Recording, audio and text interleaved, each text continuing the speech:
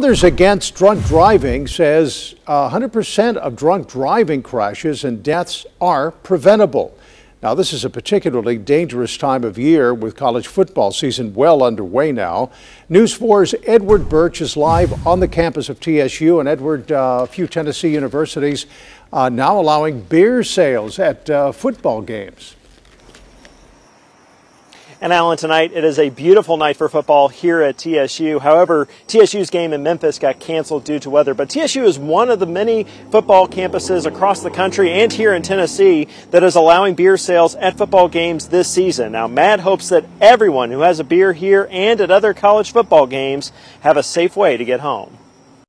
There's no reason for people to drink and drive anymore, at all.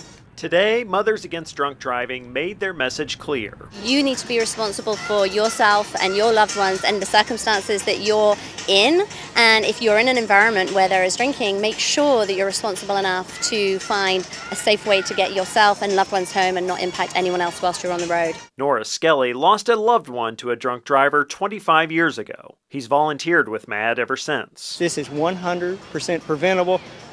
But it's also such a tragic loss. Skelly knows MTSU and TSU fans are able to buy beer inside their stadiums. The schools join a list of more than 40 other schools across the country that sell beer at sporting events. When you're making your game day plans, plan to have a designated driver or an alternate route home. The sales are expected to bring in $100,000 annually to the MTSU athletic program. MTSU says based on its research, selling beer at sporting events actually reduces the number of alcohol-related incidents. You can go to a Predators game and have a beer, and you can go to the Titans game and have a beer, and go to Chuck E. Cheese's and have a beer. I think that helps us keep in step with kind of the competitors for the entertainment dollar.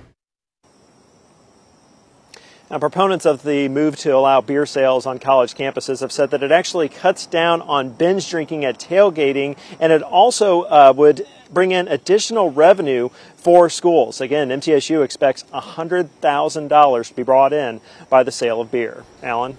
All right, Edward, thank you. Earlier today, Mothers Against Drunk Driving celebrated its 10th annual Walk Like Mad event. Nashville wasn't alone either. Events like this took place in 90 cities all across the country.